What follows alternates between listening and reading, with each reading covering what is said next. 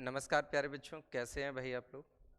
मुझे उम्मीद है कि आज का 16 अक्टूबर का पहली शिफ्ट का पेपर आप लोगों का बहुत अच्छा गया होगा। सबसे अच्छी चीज़ ये है कि कल जिन बच्चों ने मेरी क्लास देखी होगी तो उन बच्चों को बहुत अच्छी तरीके से आज के पेपर में दो डीआई बिल्कुल सेम हेल्प कर रही होंगी। केवल डिजिट के फॉर्म में अगर हम उनको अलग मान लें, अगर केवल डिजिट के फॉर्म में अलग मान लें तो पूरा का पूरा स्ट्रक्चर, प्रश्नों का पूछने का तरीका, ऑप्शन देने का तरीका लगभग सेम था। लगभग अगर हम बात करें तो 10 प्रश्नों का आपको बहुत बड़ा फायदा देखने को मिलेगा अगर जिन बच्चों ने कल की क्लास देखी है। ठीक है, तो देखिएगा भाई, आज भी मैं आप लोगों को डीआई का सॉल्यूशन केवल इस उद्देश्य से करवा रहा हूं ताकि आप लोगों को, ताकि अगर आप आज इस डीआई में जो भी करके आए हैं क्या सही है क्या गलत है ये जानकारी हो जाए। वैसे भी परीक्षा होने के बाद अब हम उसमें कुछ बदलाव तो कर नहीं सकते हैं, केवल इतनी जानकारी ही इकट्ठी कर सकते हैं कि क्या सही किया है और क्या गलत किया है। ध्यान देते हैं भाई, किस तरीके के प्रश्न है भाई, ध्यान देते जाइए, एक एक चीज को बहुत अच्छे तरीके से समझाएंगे ताकि आपको हर एक चीज क्लियर हो जाए। पहला प्रश्न देखते हैं। निम्नलिखित लाइन ग्राफ को देखना है और 2011 से 16 तक 6 वर्षों में शुरुआत से स्कूल में शामिल होने वाले और स्कूल को छोड़कर जाने वाले बच्चों की संख्या दी गई है। देखो इस लाइन में क्या होता है, जोड़ने घटाने में थोड़ा सा कंफ्यूजन होता है, तो ध्यान देना क्योंकि लाइनों में बड़ा करीब क्लोजली डाटा दिया गया है, इसलिए कई बार जोड़ने घटाने में कंफ्यूजन होता है। बाकी और कोई दिक्कत नहीं आएगी, बहुत सरल दिया है, ध्यान दीजिए भाई।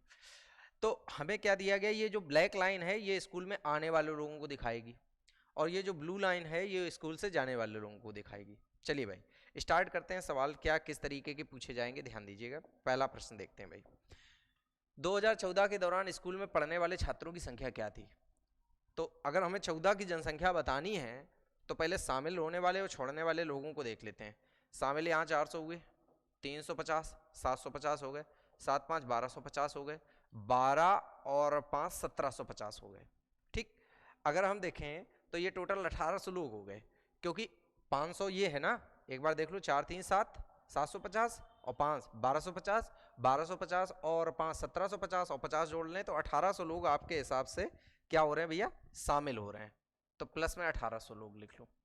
ठीक, अब छोड़ने वाले लोग काउंट करें, 300, 5 800, 8 4 1250, 1250 और 4 1650, 1650 लोग यहाँ से छोड़कर जा रहे हैं भाई।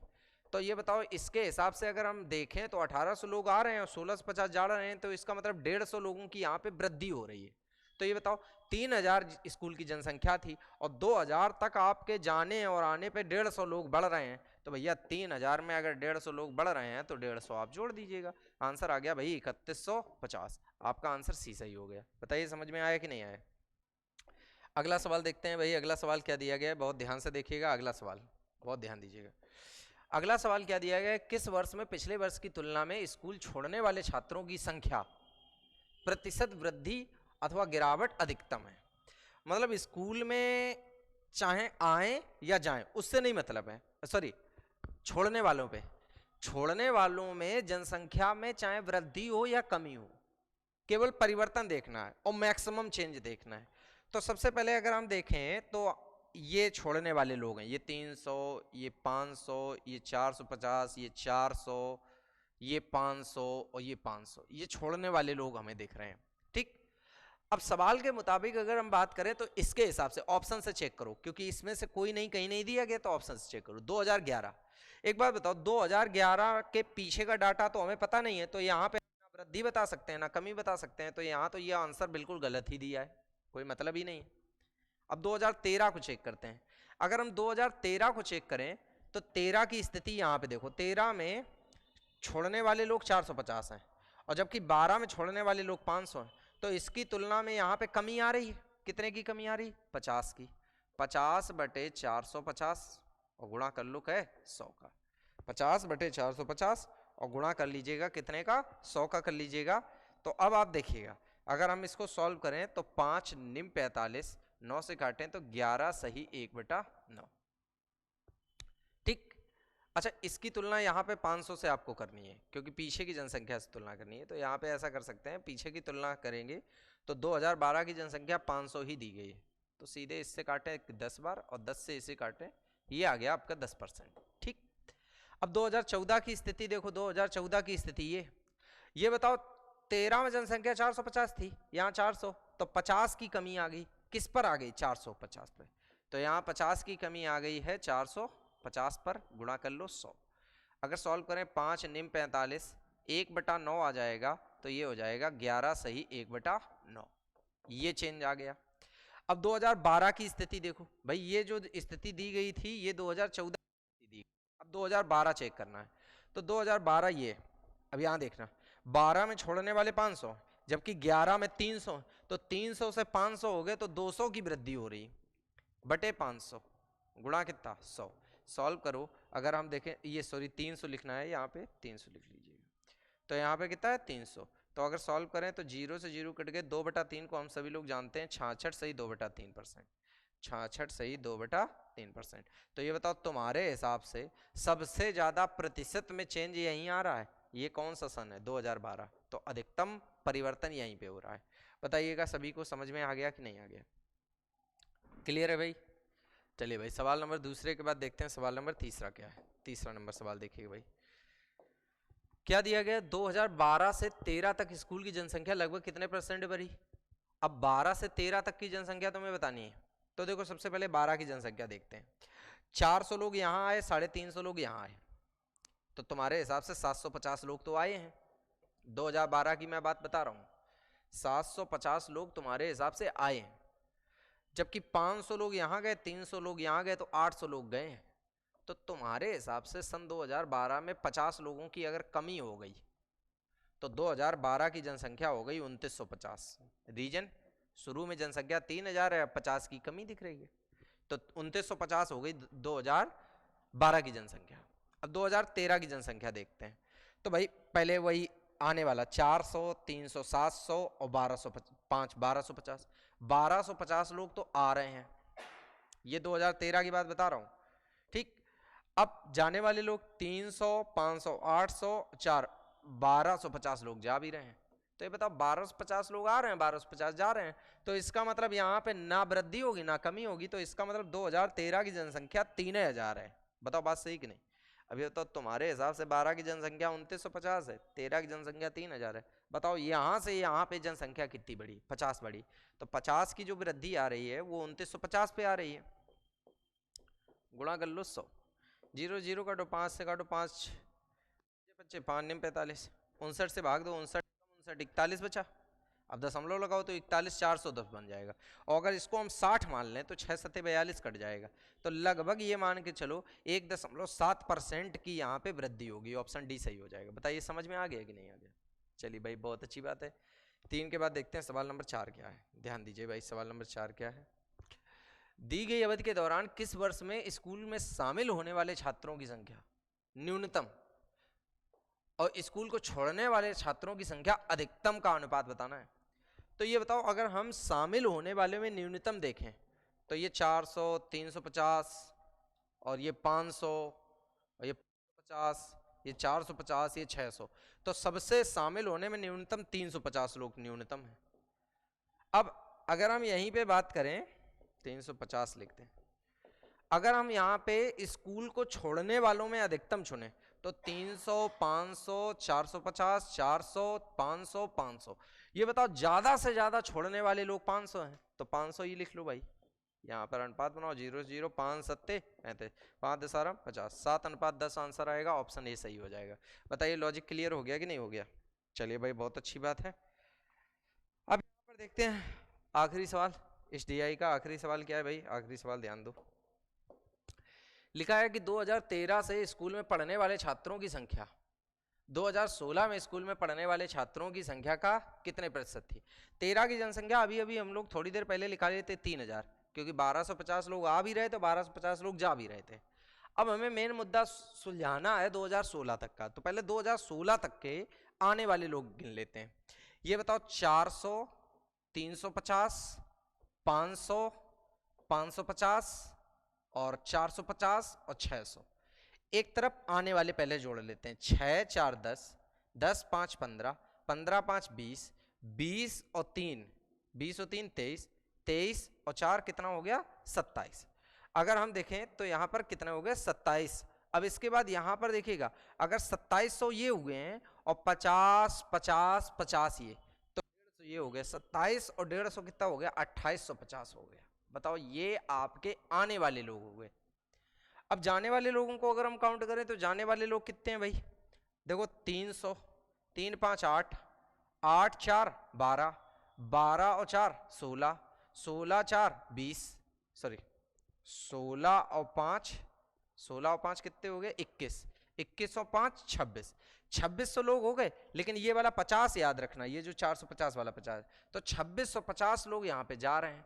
अब ये बताओ आने वाले 2850, जाने वाले 2650, तो तुम्हारे हिसाब से 200 की वृद्धि हो गई। तो ये बताइएगा इसका मतलब 2016 की जनसंख्या जो है वो 3200 है। भाई 2016 तक 2850 लोग आए, 2650 लोग चले गए, तो 200 तो एक्स्ट्रा हो रहे हैं, तो इसका मतलब 3200 हो गए। अब सवाल क्या कह रहा है, लिखा है कि 2013 में पढ़ने वालों की संख्या 2016 में पढ़ने वालों संख्या का कितना प्रतिशत है। तो भैया 3200 का कितना प्रतिशत है, सॉल्व करो भाई। जीरो से तो पहले जीरो काट लो, ये 15 आ गया, ये 16 आ गया, 4 चौको 16, 4 से काटो 25, 25 पंदाम 375 और बटे क्या करो 4, 4 से भाग दो। अगर देखें 4 अट्ठे 32, 4 निमा 36 आएगा।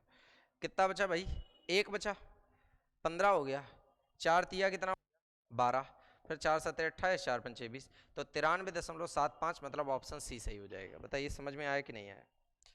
मुझे उम्मीद है कि आप लोगों को ये पहली डीआई एकदम क्लियर हो गई होगी और बहुत अच्छी तरीके से क्लियर हो गई होगी, क्योंकि बहुत ही आसान डीआई थी।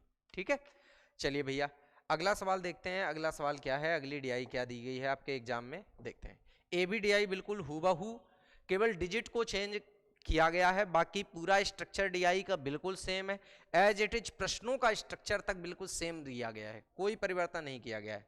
तो ध्यान दीजिए भैया, लिखा है कि दंड आलेख का अध्ययन करें और उस पर आधारित प्रश्नों का तो ये भैया दंड आलेख है, और इसमें विगत वर्षों में कंपनियों द्वारा मोबाइल का उत्पादन दिया गया है, लाखों में दिया गया है। ठीक है, अब क्या प्रश्न है भाई, प्रश्न देख लेते हैं। प्रश्न पहला प्रश्न देखते हैं भाई, लिखा है 2005 और 6 के औसत उत्पादन निम्न में से किस वर्ष के युग्म के औसत उत्पादन के ठीक बराबर है। तो पहले 5 और 6 का तुम योग देखो, तो ये रहा 5 और ये रहा 6, तो 5 और 6 का योग हमारे हिसाब से 125 आ रहा है, तो जिनका योग 125 आएगा उन्हीं का औसत इनके बराबर होगा। अब ऑप्शन से चेक करो, अगर हम 6 7 को चेक करें तो भैया 6 में 55 है और 7 में 80 है, तो 80 55 135 हो जाएगा, तो पहला ऑप्शन तो हो गया गलत भैया। 4 और 6 को चेक करो, 4 में 50 है, 6 में 55 है, 105 है हुआ, ये भी गलत हो गया। अब सी चेक करो, 2002 का स्ट्रक्चर 45 है और 2007 का स्ट्रक्चर देखें तो 80 है, 45 और 80 बिल्कुल 125 हो रहा है, तो इसका मतलब यही आपके योग के अगर बराबर है तो इन्हीं दोनों का औसत आपस में कैसा होगा, बराबर होगा। बताइए भाई लॉजिक समझ में आ गया कि नहीं आ गया। चलिए बहुत अच्छी बात है, 6 नंबर सवाल भी आपको क्लियर हो गया। अगला देखते हैं सवाल नंबर 7, क्या दिया गया सवाल नंबर 7 में, वर्ष 2003 से 2000 तक मोबाइल के उत्पादन में लगभग प्रतिशत गिरावट कितनी है। तो 2003 का स्ट्रक्चर देखो 65 है और 2004 में 50 है, तो गिरावट 15 की आ रही है। किस पर आ रही है, 65 पे आ रही है, गुणा कर लो भाई 100 का, तो पहले 5 से काटो 5 या 15, 5 से काटो 13 बचे 65, आपके हिसाब से आ गया 300/13%। 13 का भाग दो, 13 से भाग दो, 13 दूनी 26, 4 बचा, 13 तिया 39, लगभग 23% के आसपास गिरावट आ रही है, तो ऑप्शन डी सही हो जाएगा। बताइए समझ में आ गया कि नहीं आ गया। अगला देखते हैं भाई, अगला क्या है भाई, अगला सवाल देख लेते हैं। वर्ष 2001 की तुलना में 2008 में मोबाइल के उत्पादन में अनुमानित प्रतिशत वृद्धि बतानी है। 1 की तुलना में 8 में, ये 2001 में 30 है और 2008 में 85 है, तो वृद्धि 55 की है।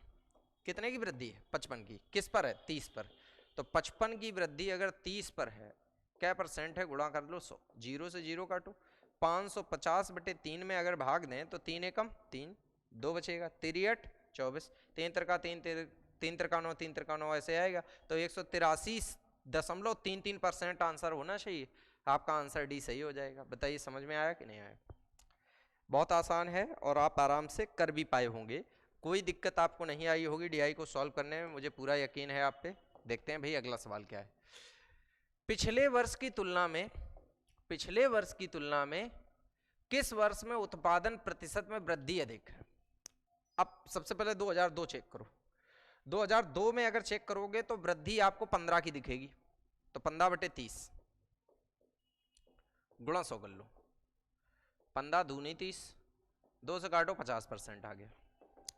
2005 चेक कर लो, 5 ये रहा, 50 से 70 कितना बढ़ा, 20/50 गुणा 100, 50 दूना 100, 20 दूनी 40% आ गया।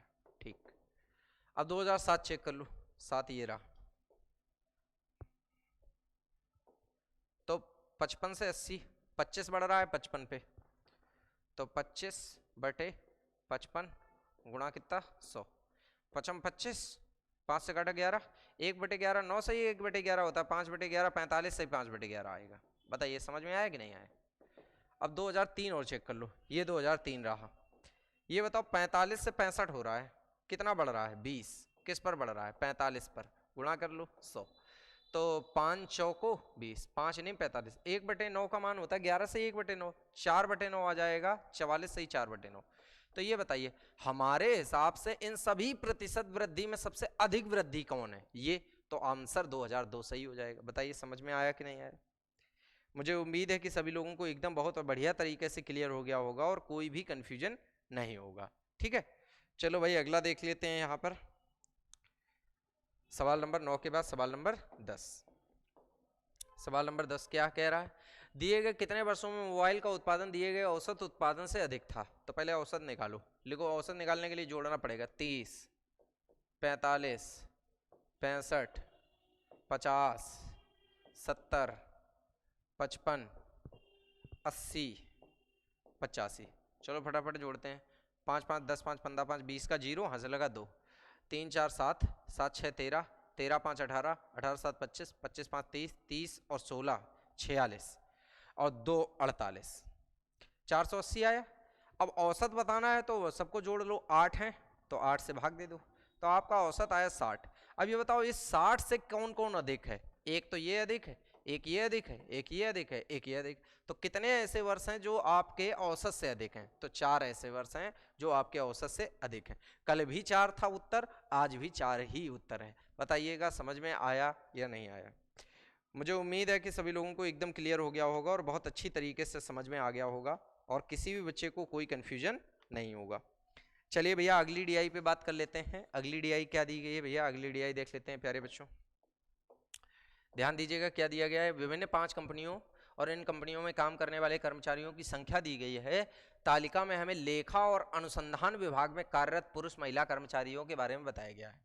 देखो भैया ये एक लेखा, ये कर्मचारी की टोटल संख्या है, ये लेखा विभाग में कर्मचारी है, अनुसंधान विभाग में। लेकिन याद रखना ये जो संख्या दी गई है तालिका में हमें ये जो दिया गया ये बेटा प्रतिशत है, याद रखना, क्योंकि कई बार हम कंफ्यूज हो जाएंगे कि ये संख्या है, संख्या नहीं है दोस्त, ये क्या है लेखा विभाग एवं अनुसंधान विभाग में कार्यरत पुरुष महिला कर्मचारियों का प्रतिशत भी दिया गया है, ये प्रतिशत दिया गया है। ठीक है, अब इसके आधार पे हमें प्रश्नों का उत्तर देना है। देखते हैं भाई क्या क्या प्रश्न है। पहला प्रश्न देखते हैं भैया, पहला प्रश्न क्या है, ध्यान दीजिएगा। लिखा है कि यदि लेखा विभाग में कंपनी ई के 60% कर्मचारियों के पास एमबीए की डिग्री है, ठीक है, और अनुसंधान विभाग में उसी कंपनी के 40% कर्मचारियों के पास एमबीए की डिग्री है, तो कंपनी ई में कितने कर्मचारियों के पास एमबीए की डिग्री है। तो पहले दिमाग लगाओ, अगर हम बात करें तो लेखा विभाग में कंपनी ई ये दी गई है, 12 और 18 30% लोगों के लेखा विभाग में काम करने वाले 30% पुरुष महिला हैं। देखो लेखा विभाग के कंपनी ई में 60% कर्मचारियों के पास एमबीए की डिग्री है, लेकिन ये बताओ लेखा विभाग में 30% लोग हैं। ये बताओ 350 का 30% अगर हम देखें, 350 का 30% अगर हम देखें तो भैया 0 से 0 0 से 0 मतलब आ गया 105। 105 लोग लेखा विभाग में हैं। कौन सी कंपनी के लेखा विभाग, कंपनी ई के लेखा विभाग में 105 लोग हैं और 105 लोगों में 60% के पास एमबीए की डिग्री है। अगर हम देखें तो ये आ जाएगा 3, ये आ जाएगा 5, 5 से अगर इसे काटे 5 दूनी 10, 5 एकम 5, 63। तो इसका मतलब लेखा विभाग में 63 कर्मचारी ऐसे हैं जिनके पास एमबीए की डिग्री है। ठीक, अब इन्होंने कहा है कि और अनुसंधान विभाग में उसी कंपनी का मतलब ई कंपनी में अनुसंधान विभाग में 40% के पास एमबीए की डिग्री। पहले ये देखो अनुसंधान विभाग में हैं कितने लोग, 10% लोग हैं। अगर हम 350 का 10% लोग देखें तो 350 का 10% लोग आपके हिसाब से हो जाएंगे 35 लोग। ये तो अनुसंधान विभाग में काम करने वाले लोग हैं, लेकिन एमबीए की डिग्री 40% के पास है। तो 35 का 40/100 मतलब 2/5, 5 सत्ते 35, 7 दूनी 14। तो यहाँ पे 14 लोगों के पास एमबीए की डिग्री है, यहाँ 63 के पास डिग्री है, यहाँ 14 के पास डिग्री है। 63 + 14 4 3 7 4 3 7 77 लोगों के पास एमबीए की डिग्री है। ऑप्शन बी सही हो जाएगा। बताइए समझ में आया या नहीं आया? मुझे उम्मीद है कि एकदम क्लियर हो गया होगा और बहुत बढ़िया तरीके से समझ में भी आ गया होगा, कहीं कोई कंफ्यूजन नहीं होगा। बताइए एकदम क्लियर है ना? चलिए बहुत अच्छी बात है। अगला सवाल देखते हैं। याद रखना भैया ये प्रतिशत दिए गए हैं, अगर इनको समझने में आपने गड़बड़ी कर दी तो बाद में सवाल आप नहीं लगा पाएंगे, याद रखना इस बात का। चलिए भाई अगला सवाल नंबर 12 देखते हैं। सभी कंपनी में डी को छोड़कर लेखा विभाग में महिला कर्मचारियों की कुल संख्या और सभी कंपनियों में ए और ई को छोड़कर अनुसंधान विभाग के पुरुष कर्मचारियों की संख्या के बीच का अंतर बताना है। तो सबसे पहले अगर हम बात करें तो कंपनी डी को केवल छोड़कर बाकी सब में हमें महिला कर्मचारी देखनी है लेखा विभाग में। तो यहां पर सबसे पहले लेखा विभाग में महिलाएं अगर देखें तो 14% हैं, तो को डायरेक्ट मैं लिखूंगा तो आपको दिक्कत नहीं आएगी। 0 चला जाएगा, 14 × 70 का 0 चला जाएगा, हाथ से लगा 7, 14 चौको 56, 56 7 63। यहां पर 63 महिलाएं हैं। 700 का 70% कितना आ जाएगा, सीधे 10% 70 आ जाएगा। इसका 14% निकालेंगे तो 77 आ जाएगा, क्योंकि 14 पंचे 70, 14 पंचे 70, 770। डी को नहीं लेना है क्योंकि लेखा विभाग में डी छोड़ देना है। अब 18 0, 18 पंचे 90 का 0 चला गया, 18 तिया 54 और 9 63। तो आपके हिसाब से लेखा विभाग में 63 70 77 63, 63 70 77 और 63।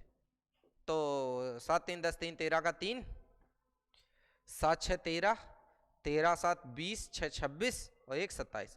273 महिलाएं लेखा विभाग में काम कर रही हैं डी को छोड़कर। ठीक, अब लिखा है सभी कंपनियों में ए और ई छोड़ दें और अनुसंधान विभाग में पुरुष कर्मचारी देखो भैया, तो ए नहीं लेना है, यहां से शुरुआत करनी है अनुसंधान में। तो अगर हम 11 सत्ते 77 देखें तो इसमें 77 पुरुष आपको मिल गए। यहां पे सी में 22, 550 का 4% 22 आएगा, 22 पुरुष मिल गए। फिर डी में अगर देखें तो 6 6 36 पुरुष मिल गए। ई को लेना नहीं है तो भैया जी यहां पर आपको मिल गए 77 पुरुष, यहां पे 22 पुरुष और यहां पे 36 पुरुष। सबको जोड़ो, 7 2 9 6 15 का 5, और यहां पर देखें तो 7 2 9, 9 3 12 और 1 13, 135 आ गए भैया। तो इन्होंने कहा है इन दोनों जगहों पे अंतर बताना है। तो ऐसा करते भैया 237 में से 273 में से 135 को घटा लेते हैं। 13 में 5 गया, 13 में 5 गया 8, 6 में से 3 गया 3 और ये 1, तो 138 का अंतर आ रहा है। आंसर डी सही हो जाएगा। बताइए समझ में आया कि नहीं आया? ठीक है, मुझे उम्मीद है कि सभी लोगों को एकदम क्लियर हो गया होगा और बहुत बढ़िया प्रश्न है, कठिन नहीं है लेकिन सरल भी नहीं है। ये भी नहीं कह सकते नहीं बहुत सरल है, अगर ध्यान ना दिया जाए, थोड़ा बहुत गुणा भाग गलत हो जाए तो आंसर तुरंत चौपट हो जाएगा भाई। चलिए भैया अगला सवाल देखते हैं। अगला सवाल क्या है? लेखा विभाग में कंपनी बी की महिला कर्मचारी, देखो लेखा विभाग में कंपनी बी की महिला कर्मचारी का अनुसंधान विभाग के कंपनी सी के पुरुष कर्मचारी के साथ अनुपात बनाना है भैया। तो सबसे पहले लेखा विभाग की कंपनी बी ढूंढो। लेखा विभाग, कंपनी बी और महिलाएं, महिलाएं ये 10%। 700 का 10% कितना आ गया? 70 आ गया। ठीक, अब अनुसंधान विभाग में सी कंपनी सी के पुरुषों कर्मचारी देखने हैं। अनुसंधान विभाग कंपनी सी के पुरुष कर्मचारी 4 दिख रहे हैं, इसका 22 आएगा भाई 550 का 4% 22 तो आएगा। अनुपात बनाना है, आंसर आ गया 35:11। बताइए आंसर आ रहा है? आंसर डी आ रहा है। बताइए समझ में आ गया कि नहीं आ गया? मुझे उम्मीद है कि सभी लोगों को एकदम क्लियर हो गया होगा, बहुत बढ़िया तरीके से क्लियर हो गया होगा। सवाल नंबर 13 के बाद सवाल नंबर 14 देखिएगा। 14 नंबर सवाल क्या है भाई? लिखा हुआ है कि कंपनी ए के लेखा कर्मचारियों की कुल संख्या कंपनी ई के अनुसंधान कर्मचारियों की कुल संख्या का लगभग कितने % है? तो कंपनी ए के लेखा कर्मचारियों की कुल संख्या को अगर हम देखें, कंपनी ए के लेखा कर्मचारी ये दिख रहे हैं भाई, कंपनी ए के लेखा कर्मचारी। तो अगर 12% निकालें तो 0, 12 पंचे 60 का 0, 12 चौको 48, 6 54, ये 54 आ गए भाई। ठीक, और कंपनी ई के अनुसंधान के, कंपनी ई का अनुसंधान, कंपनी ई अनुसंधान यहां 3% दे रहा है। कंपनी ई के अनुसंधान अगर हम देखें, अनुसंधान कर्मचारी की कुल संख्या, अच्छा कुल संख्या देखनी है, एक सेकंड, लेखा विभाग में भी कुल संख्या देखनी है, यहां पे भी कुल संख्या देखनी है भैया। तो यहां पर कुल कर्मचारियों की संख्या देखनी है, तो टोटल देखो 26%। तो 26% अगर निकालेंगे इसका हम 26%, तो 0 चला जाएगा, 26 पंचे 130 का 0 चला जाएगा, और 26 चौको 108, सॉरी 104, और 104 13 104 और 13 117 आ गया भैया। अब यहां पर लिखा है कि कंपनी ई के अनुसंधान में, कंपनी ई के अनुसंधान में टोटल 10% लोग हैं। तो 350 का 10% देखेंगे तो 35 लोग आ जाएंगे। तो ये सवाल कह रहा है कि लेखा विभाग वाले कर्मचारी अनुसंधान विभाग के कर्मचारी का लगभग कितने % है? तो भैया 117 इस 35 का कितना प्रतिशत है? ऐसा करते काटते हैं भाई, 5 सत्ते 35, 5 से काटो 5 दूनी 10, इसको गुणा कर लीजिएगा भाई, कितना आ जाएगा? 0 आ जाएगा, 2 सत्ते 14 का 4 आ जाएगा, 2 एकम 2 1 3 आ जाएगा, 2 एकम 2 आ जाएगा, और बटे में कितना आ जाएगा? 7। भाग देना शुरू करो। एक सेकेंड, यहाँ पर जरा देखो सही है। कंपनी ई के अनुसंधान के कर्मचारी, कंपनी ई के अनुसंधान के कर्मचारी अगर देखें,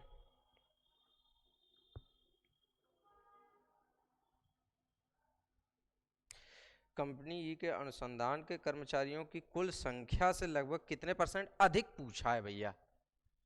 लगभग कितने % अधिक है? मैंने डायरेक्ट यहाँ पे कर दिया है, अधिक बताना है। तो बताइए भैया, इससे 117 से अगर देखें, 117 35 से कितना अधिक है?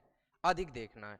तो अधिक अगर देखेंगे तो ये आ जाएगा 17 में 5 गया, मतलब 7 में 5 गया 2 8, 82 अधिक है। 82 बटे 35 गुणा 100 आएगा। मैं सोच रहा था कि आंसर 300 के ऊपर जा रहा है तो गलत हो जाएगा। 5 सत्ते 35, क्योंकि ऑप्शन में 300 नहीं है ना। 5 सत्ते 35, 5 दूनी 10। अब इसका गुणा करें तो 0 आ जाएगा, 4 आ जाएगा और 16 आ जाएगा। ठीक, और बटे में कितना आ जाएगा? 7 आ जाएगा। 7 से भाग दो भाई, 7 दूनी 14, कितना बचा? 2 बचा, फिर 7 तिया 21, फिर कितना बचेगा भैया? 21, 3 बचा 30 हो गया, 7 चौको 28। लगभग 234% के आसपास कोई आंसर है, तो 234% के आंसर आपका बी ऑप्शन सही हो जाएगा। बताइए समझ में आया कि नहीं आया? चलिए भाई, बहुत अच्छी बात है, ये सवाल भी आपका क्लियर हो गया है। मुझे उम्मीद है कि सभी लोगों को समझ में भी आ गया होगा और बहुत अच्छी तरीके से क्लियर हो गया होगा। देखते हैं भैया अगला सवाल क्या है, ध्यान देंगे भाई। अगला सवाल क्या है? लिखा है कंपनी ए और सी दोनों के लेखा विभाग में कार्यरत कुल पुरुष कर्मचारियों का कंपनी बी और डी दोनों के अनुसंधान विभाग में कार्यरत कुल महिला कर्मचारियों का अनुपात बनाना है। तो कंपनी ए और सी के लेखा विभाग में पहले देख लेते हैं। कंपनी ए का लेखा विभाग ये है और कंपनी सी का लेखा विभाग ये है। ठीक, अनुपात बनाना है तो पहले इसका 12% निकालो भैया। 0 12 पंचे 60 का 0, 12 चौको 48 और 6 54, तो यहाँ पे 54 पुरुष आ गए। यहाँ 0 28 पंचे 140 का 0 और 28 पंचे 140 और 14 154 ये आ गए। तो बताओ टोटल जोड़ें तो ये बन जाएंगे 208।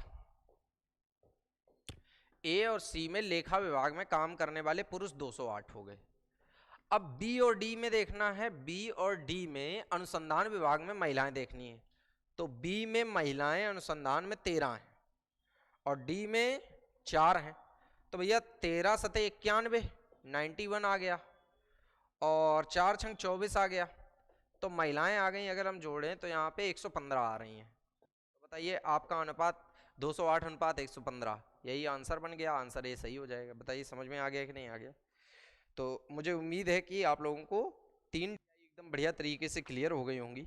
अब बात कर लेते हैं चौथी डीआई पे। क्या है भाई चौथी डीआई, किस तरीके से पूछी गई है आज पहली शिफ्ट में, ये भी देख लेते हैं बहुत अच्छी तरीके से। कठिन नहीं है, बस ध्यान देंगे तो बहुत आराम से आप चौथी डीआई को भी हल कर पाएंगे बेटा। देखते हैं भाई चौथी डीआई क्या है प्यारे बच्चों। क्या दिया गया है, निम्नलिखित तालिका में गरीबी रेखा और लिंग के आधार पर 5 राज्य ABCD में उनकी जनसंख्या का प्रतिशत वितरण दिया गया है।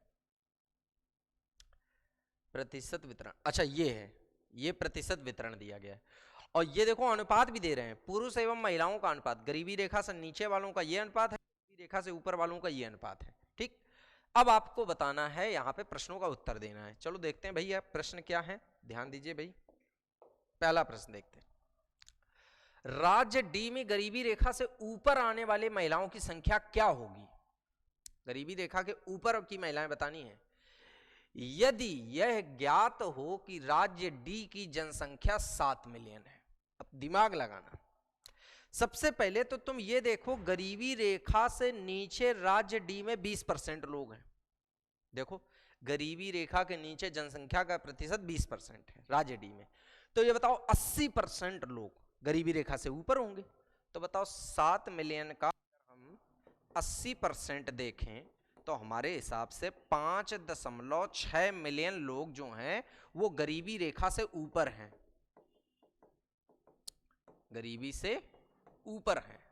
ठीक, अब हम गरीबी से ऊपर अगर हम देखें तो 4:3 में अनुपात दिया गया है कि 4 पुरुष 3 महिलाएं। तो 4 3 7, 7 की वैल्यू अगर 5.6 है तो 7 8 56, 1 की वैल्यू 0.8 आ जाएगी, 1 की वैल्यू 0.8 आ जाएगी। ठीक, अब 1 की वैल्यू 0.8 आ गई, 7 8 56। हमें बताना है गरीबी रेखा से ऊपर वाली महिलाएं। तो गरीबी रेखा से ऊपर वाली महिलाएं क्या हैं, 3 है। तो भैया जी 3 का अगर हम वैल्यू निकालेंगे तो 3 8 24 मतलब 2.4 आंसर आना चाहिए। तो 2.4 मिलियन है भैया, पहले उत्तर सही हो गया। बताइए समझ में आया कि नहीं आया? मुझे पूरी उम्मीद है कि आप लोगों को एकदम बढ़िया से समझ में आ गया होगा कि किस तरीके से सवाल को हमें सॉल्व करना है। बताइए क्लियर है ना? चलिए भैया अगला सवाल देख लेते हैं। भाई अगला सवाल क्या दिया, अगला सवाल दिया गया है कि यदि राज्य सी के लिए गरीबी रेखा से ऊपर आने वाले पुरुषों की जनसंख्या 1.5 मिलियन है तो राज्य सी की आपको कुल जनसंख्या बतानी है। तो पहले सबसे पहले ये सोचो, राज्य सी में गरीबी रेखा से नीचे 25% लोग हैं, तो गरीबी रेखा से ऊपर जो होंगे वो 75% लोग होंगे कि नहीं होंगे? तो ये बताओ, यहाँ पे आपके ये 75% लोग हैं। अब यहीं पे दिमाग लगाओ, ये बताओ ये 75% लोगों में पुरुष 2 हैं, महिलाएं 3 हैं। तो बताओ 2 और 3 5 बराबर 75% कर सकते हैं ना? अगर हम 5 के बराबर 75% कर दें तो 1 के बराबर हमारा 15% आ जाना चाहिए कि नहीं आ जाना चाहिए? ये बात समझो। अब 1 की वैल्यू 15% है तो ये बताओ ये आ जाएगा 15 दूनी 30% और ये आ जाएगा 15 तिया 45%। बताइए बात समझ में आ गई? अब ये बताओ 30% महिलाएं हैं, 45% क्या है भैया? पुरुष हैं। और सवाल के हिसाब से लिखा है कि यदि राज्य सी में गरीबी रेखा के ऊपर पुरुषों की संख्या 1.5 मिलियन है तो बताओ हमारे हिसाब से 30% बराबर 1.5 मिलियन हो गए। तो ये बताइए भैया, अगर हमारे हिसाब से 30% बराबर 1.5 मिलियन हो गए तो 1% बराबर 1.5/30, कितना भैया? 1.5/30। और हमें चाहिए भैया 100% की वैल्यू। तो 100% की अगर वैल्यू चाहिए तो यहाँ पर 100% डायरेक्ट बना लो। डायरेक्ट अगर 100% बना लोगे तो यहीं पे गुणा क्या कर लो, 100 कर लो भैया। जीरो से ये जीरो काट लो और ये दशमलव को ये जीरो से काट लो और 3 पचे 15। इसका मतलब राज्य सी की कुल जनसंख्या 5 मिलियन है। इसका मतलब आंसर डी सही हो जाएगा। 5 मिलियन जनसंख्या है राज्य सी की। बताइए समझ में आया कि नहीं आया? मुझे उम्मीद है कि क्लियर हो गया होगा। 17 के बाद देखिएगा सवाल नंबर 18। देखो सवाल नंबर 18 क्या है लिखा है, राज्य ए के लिए गरीबी रेखा से ऊपर वाले पुरुषों की लगभग जनसंख्या बतानी है। गरीबी राज्य ए में हमें गरीबी रेखा के ऊपर वाले पुरुषों की जनसंख्या बतानी है, जबकि राज्य ए में गरीबी रेखा से ऊपर वाली महिलाएं 1.8 हैं। अब ये बताओ, यहां पे तो डायरेक्ट अनुपात से काम चल जाएगा, परसेंट की जरूरत है नहीं, क्योंकि भैया जरा देख लो, ये बताओ गरीबी रेखा से ऊपर वाले पुरुष और महिला राज्य ए में 6 और 5 है, पुरुष 6 है महिलाएं 7 है, सॉरी 6 और 7 बोलना चाहिए। तो ये पुरुष 6 हैं और महिलाएं क्या हैं 7। तो अगर हम देखें गरीबी से ऊपर आदमी और औरत कितने दिए गए भाई, 6 और 7। अरे फिर नहीं चल रहा।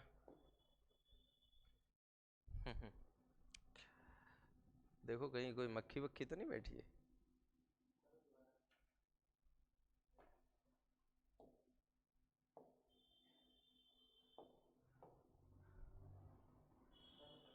एक सेकंड, ये सवाल मैं दोबारा ओपन कर रहा हूँ, 1 मिनट रुक जाइए प्यारे बच्चे।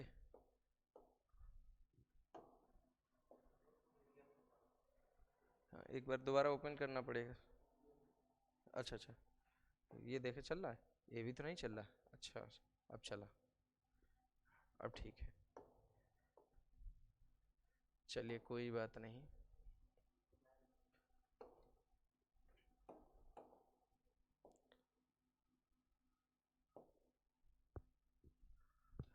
एक मिनट पेन चेक कर ले। हाँ चलेगा आपकी। हाँ।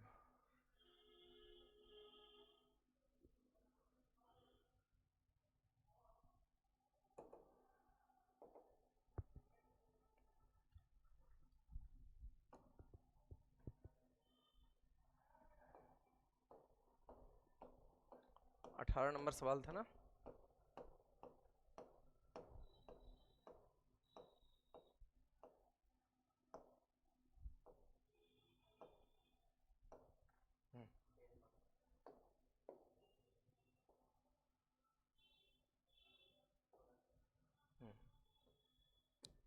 ज्यादा स्पीड में पढ़ा रहा था। क्या था भाई, राज्य ए के लिए गरीबी रेखा से ऊपर आने वाले पुरुष की लगभग जनसंख्या बतानी है, जबकि राज्य ए के लिए गरीबी रेखा से ऊपर वाली महिलाएं 1.8 है। तो गरीबी रेखा से ऊपर वाले पुरुष 6 हैं और महिलाएं कितनी हैं 7। तो गरीबी से ऊपर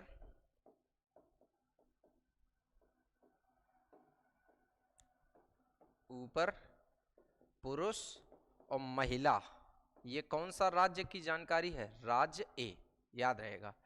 जो जानकारी दी गई है वो क्या दी गई, 6:7। और महिलाएं जब दी गई 1.8, तो महिलाओं की वैल्यू 1.8 है। तो अगर एक की वैल्यू निकालेंगे तो 1.8/7 आएगा, और 6 का वैल्यू निकालेंगे तो 18 छक्का 108, 10.8/7 आ जाएगा। अब ये बताइए, जब आप भाग देंगे तो लगभग 1 दशमलव के आसपास जाना चाहिए, और ऑप्शन 1 दशमलव के आसपास कोई है नहीं, तो जाहिर सी बात है, लॉजिकल बात है कि इसमें से कोई नहीं आपका उत्तर हो जाएगा। बताइए बात मेरी समझ में आई कि नहीं आई आपको? मुझे उम्मीद है कि सभी को क्लियर हो गया होगा, और बहुत बढ़िया तरीके से क्लियर हो गया होगा। देखते हैं भाई अगला सवाल क्या है। अगला सवाल देख लेते हैं भाई। लिखा है, यदि राज्य बी के लिए गरीबी रेखा से नीचे के पुरुषों की जनसंख्या 2.4 मिलियन है और राज्य ई के लिए 6 मिलियन है, तो राज्यों में बी और ई की कुल जनसंख्या बतानी है। तो सबसे पहले आपको राज्य बी और ई के बारे में देखना है कि यहाँ पे गरीबी रेखा के नीचे बात की जा रही है, तो ये गरीबी रेखा से नीचे इधर बात की जा रही है। तो पहले राज्य बी देख लेते हैं, 3 और 5 गरीबी रेखा से नीचे, और हमारे हिसाब से गरीबी रेखा से नीचे 20% लोग हैं। तो बताइए 3-5 अगर हम देखें, 3-5-8 की वैल्यू अगर 20% हो गई तो एक की वैल्यू 2.5% आ जाएगी कि नहीं आ जाएगी? और एक की वैल्यू 2.5% हो जाएगी तो हमारे हिसाब से जो पुरुष हैं वो 7.5% हो जाएंगे कि नहीं हो जाएंगे? ठीक। अब गरीबी रेखा से राज्य बी में 7.5% लोग पुरुष हैं और यहाँ पे 2.4 मिलियन है। तो बताइए भैया, अगर हम 7.5% बराबर 2.4 मिलियन करेंगे तो 100% का जब वैल्यू निकालेंगे तो 100% का वैल्यू निकलेगा 2.4 अपॉन 7.5 और गुणा कितना? 100। ये बताइए, ये राज्य बी की जानकारी है, राज्य बी की जानकारी होगी। अब ऐसा करते हैं, राज्य ई के लिए बात कर लेते हैं, राज्य ई की जानकारी देखते हैं। तो राज्य ई ये है, यहां पे राज्य ई में देखिएगा हमारे हिसाब से यहां पर अगर हम बात करें तो 15 लोग हैं, मतलब 15% लोग हैं, लेकिन पुरुष और महिला का रेशियो 5 और 3 है। तो 5 और 3 8, 8 की वैल्यू अगर 15 होगी तो एक की वैल्यू अगर आप निकालेंगे तो 15/8 निकाल लीजिएगा, बटे में लिखिएगा। तो बताइए, अगर हमसे यहाँ पर राज्य बी में बी के लिए 6 मिलियन पुरुष दिए गए हैं तो 15 अपना 75/8 आएगा कि नहीं आएगा? बताइए, 75/8। हमारे हिसाब से 75/8%, 75/8% लोग यहाँ पे गरीबी रेखा से नीचे राज्य ई के पुरुष हैं। अब यहाँ पर राज्य ई के ये पुरुष हैं, यहाँ पे 6 मिलियन दिया है तो इसकी वैल्यू 6 कर लें। अगर अब हम यहाँ पे 100% की वैल्यू बेटा निकालेंगे तो थोड़ा सा कॉमन सेंस लगाना, कैसे? 6 गुणा 8/75 और गुणा में कितना? 100, ये वैल्यू आ जाएगा। अब हमें इन दोनों का अनुपात बनाना है, तो अनुपात बनाने के लिए ऐसा करते हैं, ये राज्य ई है याद रखना, तो यहाँ पर लिखते हैं 24/75 गुणा 100 और अनुपात इसको लिखो कितना है? 6 गुणा 8 गुणा 100 और बटे कितना है भैया? 75। तो अगर हम देखें तो 75 से 75 कट गया, 100 से 100 कट गया, 8 तिरका 24 और 3 एकम 3, 3 दूना 6। तो बताओ हमारे हिसाब से अनुपात आ गया अनुपात 2, मतलब ऑप्शन बी सही हो जाएगा। बताइए तरीका समझ में आया कि नहीं आया? हालांकि प्रश्न ये काफी कैलकुलेटिव है और काफी गुणा भाग भरा है, तो अच्छा प्रश्न है। हल्के में इस प्रश्न को लेने का मतलब है कि अपने आप को जबरदस्ती कुएं में ढकेलना है। तो इस प्रश्न में अगर थोड़ी सी सावधानी आपने बरती तो बिल्कुल आप ये सवाल गलत कर लेंगे। चलिए भैया अगला सवाल देखते हैं। अगला सवाल क्या दे रखा है भैया? आज का आखिरी सवाल देखिएगा। राज्य सी की कुल जनसंख्या 4 मिलियन है और राज्य सी में गरीबी रेखा से ऊपर आने वाली महिलाओं की संख्या हमें ज्ञात करनी है। अब ये बताइए, सबसे पहले ये बताइए, राज्य सी ये है, अगर 25% लोग गरीबी रेखा से नीचे हैं तो 75% लोग गरीबी रेखा से ऊपर होंगे, और हमारे हिसाब से जो 75% है वो 3-2 में बटे हुए हैं, सॉरी 2-3 में। तो 2-3 5, 5 की वैल्यू अगर 75 तो एक की वैल्यू 15, तो 15 दूनी 30, 30% हमारे पुरुष हो गए और 15 तिया 45% महिलाएं हो गई। बताइए बात सही है कि नहीं? अब 30 पुरुष हैं, 45 महिलाएं। हमें 4 मिलियन आबादी में से, 4 मिलियन आबादी में से हमें यह बताना है कि भैया यहाँ पर महिलाएं कितनी हैं। तो महिलाएं हैं भैया हमारे हिसाब से कितने %? 45 बटे कितना कर दो? 100। अब अगर हम सॉल्व करें तो 45 को 180/100 कर लें, 180/100 में 0 से 0 कट गया, ये दशमलव बन गया, तो मतलब 1.8 मिलियन महिलाएं हमारे हिसाब से हैं। बताइए बात समझ में आई कि नहीं आई?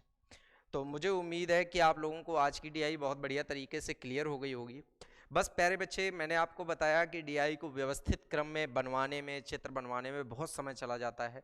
जो लोग टाइपिंग करते होंगे वो जानते होंगे कि इन सभी चित्रों को बनाने में, पीपीटी वगैरह तैयार करने में बहुत ज़्यादा वक्त लग जाता है, तो इसलिए थोड़ा सा विलंब से लोगों के पास क्लास आ पाती है। अब आज एक ही क्लास आ पाएगी क्योंकि संडे की वजह से थोड़ा स्टाफ भी आज कम रहता है, ठीक है। तो अब अगली जो शाम के शिफ्ट की, मतलब सेकेंड शिफ्ट की डीआई की क्लास है वो आपको नेक्स्ट डे मिल जाएगी। बाकी आप अच्छे तरीके से इस डीआई को मिला लीजिएगा, एक एक प्रश्न अपना देख लीजिएगा क्या सही है क्या गलत है, और बाकी आप सभी लोग क्लास में आके हमसे डिस्कस कर सकते हैं जो भी आपके डाउट हैं। ठीक, धन्यवाद बच्चों।